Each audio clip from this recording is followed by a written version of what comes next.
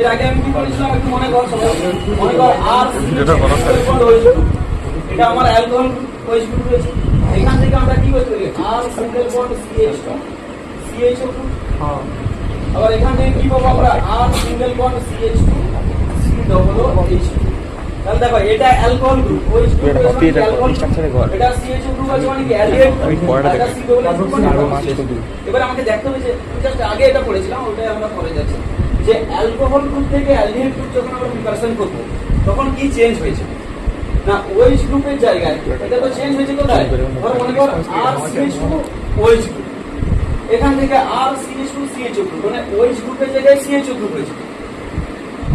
এটা তো কোনো চেঞ্জ হয়নি, তাহলে এটা ভুল আছে আমার। তাহলে এটা কি হবে, সঠিক কি হবে মনে করে এরকম ভাবে হবে আর CH2 OH এর জায়গায় যদি রিডাকশন করি বিচারণ করি তাহলে দুটো হাইড্রোজেন আমার বেরিয়ে যাবে। তাহলে এটাই হতে পারে কি আর